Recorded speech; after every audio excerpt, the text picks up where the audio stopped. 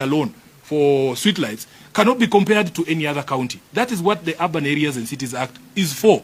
But you do not enter into such agreements to circumvent the Constitution. This is a power grab through the back door. There are legal instruments for you to be able to advance that support, recognizing that Nairobi is unique. So if, say, Bungoma needs a county aggregation park, and they don't need streetlights as much as we do, give them money through the conditional allocation and the additional allocation for their industrial park, and give us ours for streetlights. Do you see are there any similar cooperation agreements with any other counties? There are none. And also the president must tell us, Nairobi is not the only city in Kenya. There are 3 more other cities there. As recently as last year, we gave a charter to Eldoret. So will there be similar agreements with those other cities? Or what is so special that he has seen here in Nairobi?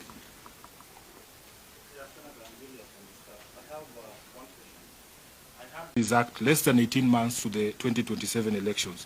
From the onset, I wish to state that my office was neither involved nor consulted before this decision was taken.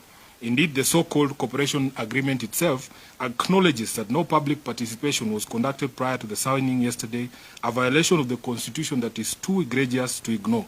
To then provide in the same agreement that it would be subjected to public participation after the fact is not only disrespectful to the people of Nairobi, but the clearest indication that it is anything but what we are being told it is. What's worse, the agreement is meant to take effect within 14 days, and one wonders whether any meaningful public participation can be had in such a short period. The agreement in clause 6.2, in fact, states anticipates the outcome of the proposed public participation, limiting it to amendments and forgetting that the people in their righteous might have the option of rejecting the whole agreement in total during that public participation. Secondly, the steering committee established to oversee the agreement is very national government heavy. Of the 12 members of the committee, a whopping 2/3 are appointees of the national government. From its structure, the governor will play subservient to the prime cabinet secretary, making Sakaja effectively the new deputy governor of the county of Nairobi. This, to me, is not cooperation, but a takeover.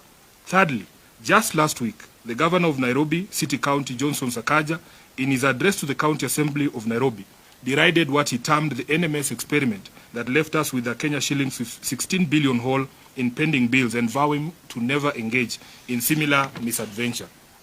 I wish to remind Governor Sakaja that the Senate in fact directed that those NMS pending bills were the responsibility of State House, from where he was speaking yesterday, since the accounting officer for NMS was the comptroller. He should have used the opportunity yesterday to remind the President that thousands of contractors and workers are still owed money by State House, and their livelihoods remain in peril as Ruto continues to ignore them. This agreement is a blatant continuation of the NMS model, and with it, the culture of unpaid bills, weak audit systems, and unbridled corruption. Fourthly, it is in the public knowledge that the national government owes Nairobians over 100 billion shillings in unpaid rates and other payables from national government institutions. Ruto throwing around the figure of 80 billion as a symbol of his generosity to the people of Nairobi is nothing but a ruse. Fifthly, the national government continues to hold on to functions that are solidly county functions under the 4th schedule of the Constitution. For instance, the Constitution recognizes only 2 levels of roads, and that is national trunk roads and county roads.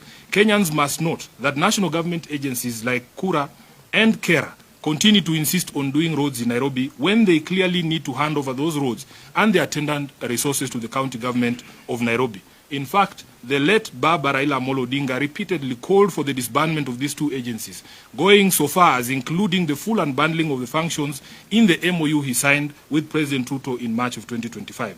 Ruto continues to not only ignore that MOU, but to actively violate it, as demonstrated by the so-called cooperation agreement. In addition, there exist constitutional and legal ways to channel funds to specific counties in recognition of their unique needs and status. These include additional allocations and conditional grants. Examples of these grants include grants to counties to construct headquarters and industrial parks. By the way, you should know Nairobi doesn't receive any of those funds, but other counties receive. If indeed we needed national government to build a world-class market at Gikomba, we can channel resources to the county government of Nairobi to build that world-class market through similar instruments. Lastly, It is my considered view that arrangements such as NMS and the proposed cooperation agreement unnecessarily obfuscate and complicate oversight and accountability processes by the assemblies, the Senate, and the Office of the Auditor General. The President at every turn dismisses concerns raised by both the people and their representatives as noise. He asked those with alternative ideas to give those ideas. Mr. President, I have said before that it is possible to govern and achieve development within the confines of the law, and I want to demonstrate this today. Here is what I would have done. Number one, direct that all national government agencies that owe monies to the people of Nairobi immediately clear their obligations, which are in excess of Kenya shillings 100 billion, and let the County Assembly of Nairobi ring-fence those monies towards development projects, including roads, markets, drainage, garbage collection, and the payment of pending bills. By the way, Nairobi still holds the highest amount of pending bills, over 100 billion shillings, so that if we were paid the 100 billion shillings that the national government owes us, we can clear those pending bills. Number two, immediately transfer all county functions to counties in accordance with the Constitution and the MOU that you signed with Raila Odinga.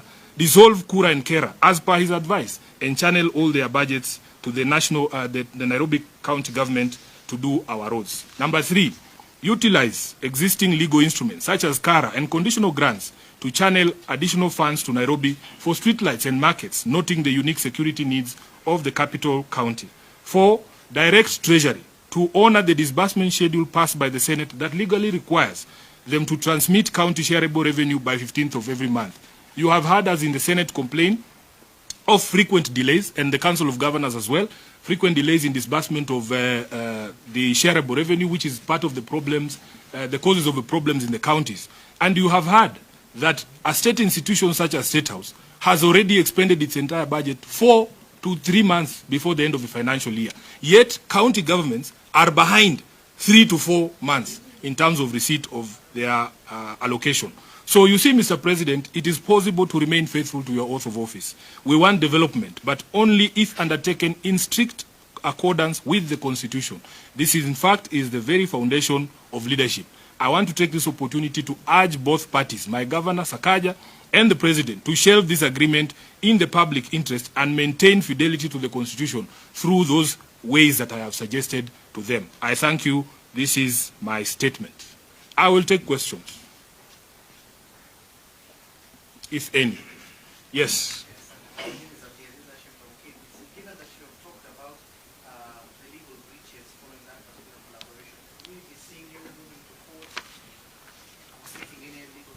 Yes, the agreement is expressed to take effect within 14 days.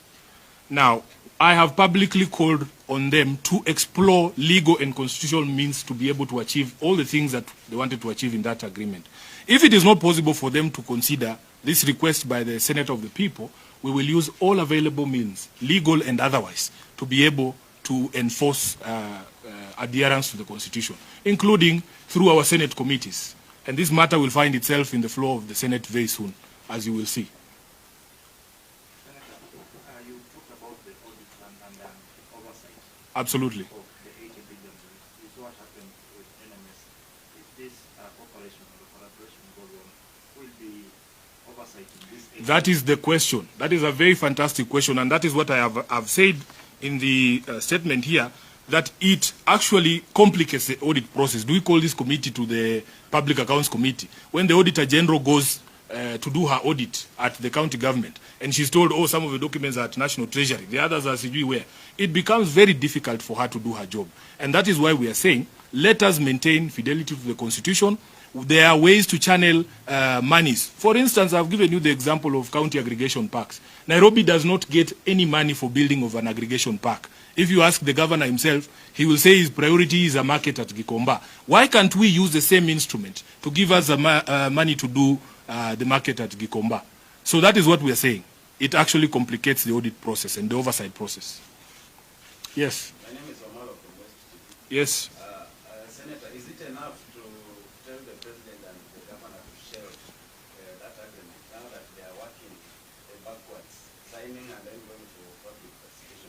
What is the likely scenario for them to happen so that we can... I don't know if you have come in late, because we have addressed the question of public participation. We have said it is to make a mockery of the public, for you to do something, then you say you're going to do public participation on it.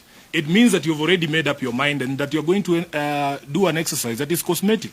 Number two, they have said the agreement takes force within 14 days from yesterday.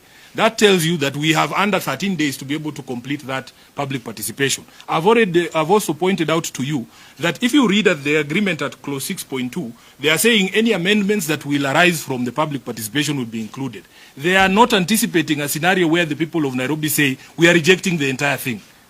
So, and there are other clauses in the document itself that say the parties can enter into supplemental agreements without the participation of the people. So we are saying shelve this thing, go through a proper process. There are legal mechanisms for you to channel money if the need of Nairobi, for instance, has been identified as unique, just the way the other counties receive money for unique purposes like building of headquarters and building of county aggregation parks. We can be given a conditional grant to do our street lighting in Nairobi and retain fidelity to the constitution. Chris, yes. Yes, Chris. During the signing of that cooperation agreement or cooperation deal between the Nairobi County and the national government, the president and the governor said that Nairobi need to be given special treatment akin to what happens in other cities like London, as opposed to what is happening now when they have been given allocation just like any other county. Do you feel like Nairobi needs that special treatment? Chris, I thought you were in the room when we began this statement. Just go through the statement I have given, that the Urban Areas and Cities Act was passed in 2012. William Ruto was deputy president. In fact, they called him a co-president in 2013. They, together with Uhuru Kenyatta, were given the responsibility by Kenyans to be the first administration to be able to implement this constitution. So we are wondering, how has he suddenly become clever and noticed that there is a law called the Urban Areas and Cities Act? It requires that you give Nairobi support, yes. But we are saying there are constitutional means for you to channel this support, as I've given you the examples of the conditional grants and the additional allocation. What is not clear about that? Do you think it was a mistake to have Nairobi as a county? No, it's not a mistake to have Nairobi as a county. The people of Nairobi are Kenyans like all the other people. That unique nature of Nairobi was recognized. I will give you another example. We have something called the Equalization Fund. The Equalization Fund was embedded in the Constitution after recognition that there are areas that had been traditionally marginalized. And if you read the language of the Constitution on the marginalization fund, or the Equalization Fund, it says that we need to put in place some special funds to bring the level of infrastructure in those areas to the standard ordinarily enjoyed by the rest of the other counties. So there is a special fund for that. The Urban Areas and Cities Act also recognizes that Nairobi as a seat of power, that Nairobi as a seat of diplomacy, has certain unique needs. For instance, the bill we pay on electricity alone for streetlights cannot be compared to any other county. That is what the Urban Areas and Cities Act is for. But you do not enter into such agreements to circumvent the Constitution. This is a power grab through the back door. There are legal instruments for you to be able to advance that support, recognizing that Nairobi is unique. So if, say, Bungoma needs a county aggregation park and they don't need streetlights as much as we do, give them money through the conditional allocation and the additional allocation for their industrial park and give us ours for streetlights. Do you see are there any similar cooperation agreements with any other counties? There are none. And also the president must tell us, Nairobi is not the only city in Kenya. There are 3 more other cities there. As recently as last year, we gave a charter to Eldoret. So will there be similar agreements with those other cities? Or what is so special that he has seen here in Nairobi?